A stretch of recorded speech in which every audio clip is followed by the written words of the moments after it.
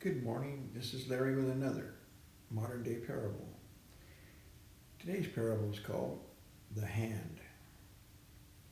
My daughter Kathleen was 15, too young to seriously date, but she had a boyfriend. One evening when I was leaving to pick up my son Paul from baseball practice, she asked if she could go with her boyfriend to pick up his little brother at a friend's house. She said they would come right back. I said, all right, just make sure you wear your seatbelt and come right home. It was my father's birthday, and my 3-year-old daughter Theresa was already at my father's house waiting for us to come over with the cake I had yet to pick up at the store. I left to pick up Paul at school, but decided to take the highway rather than the shortcut along the back roads. After leaving the school, Paul and I ran into the store for the cake and some last-minute goodies. As we were getting into the car, we heard and saw paramedics, fire trucks, 3 ambulances, and of course a multitude of police cars. I got a sick feeling in my stomach and said to Paul, somebody needs our prayers, quick. I wondered if there was a fire or a bad car accident. At one of the intersections, I had to stop to let more emergency vehicles through and prayed, Lord, those people need you right now. Go to them and place your protective hand over them. We stopped at my parents' to drop off the food before going home to pick up Kathleen, but my father met me out the car and told us not to rush. The party could wait a bit because Theresa had fallen asleep. Which way did you go to school?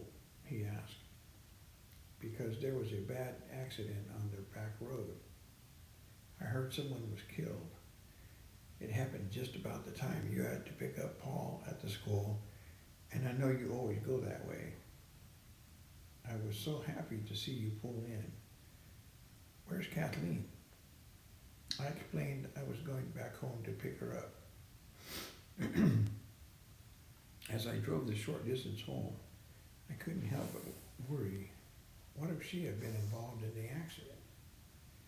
I ran in the house and called out her name. Dead silence.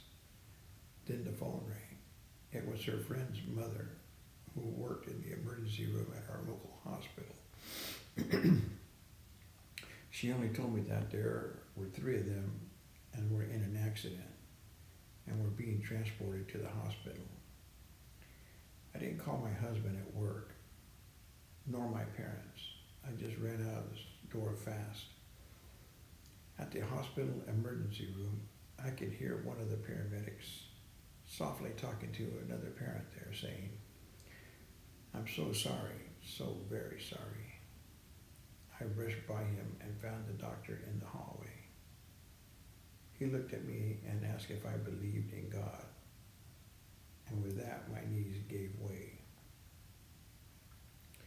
I wasn't ready to accept the fact that Kathleen might be, oh please, not my girl, no.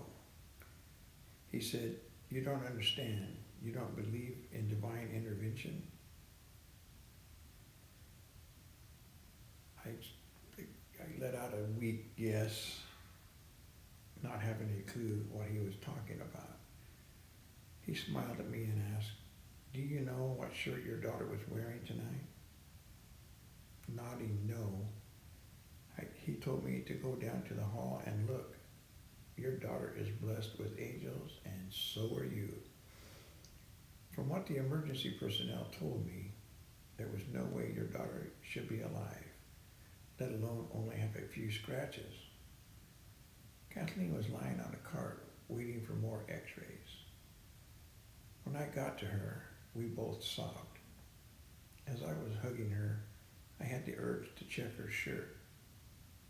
Unzipping her jacket, I read the words, Jesus saves. I knew then what the doctor had meant. All 3 were treated and released. On the way home that night, Kathleen told me this story. It was really weird. About a quarter of a mile before the accident, I said, "Wait, we forgot to put our seatbelts on. My mother will kill me." Then a car was coming towards us in our lane. He swerved, and I knew we got hit in the passenger side of the car where I was sitting. We got hit a total of 3 times because the car kept spinning in a circle. I felt his little brother's hands on my shoulder, holding me tightly in place. But Mom, after it was all over, I could still feel the hand on my shoulder.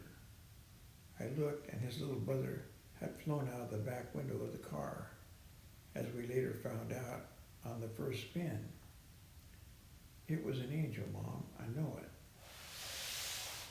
I knew it too, especially when we went the next day to look at the car. It had been split in half, right underneath my daughter's seat. The driver of the other car, witnesses said, must have been traveling about 90 to 95 miles per hour. And the point of impact was directly at Kathleen's door. The police report stated that the car door was found 50 feet away from the accident scene, with the seatbelt attached. So when the door broke loose, the hand was the only thing that saved my daughter's life. God knew long before I did that my child was in trouble, and I will always thank him for saving her life and restoring mine. I have been meaning to write this story for the past couple of years. Kathleen just turned 21. While I was writing this, I smiled and cried, but it's all true. I hope you liked today's story. Have a great day and God bless.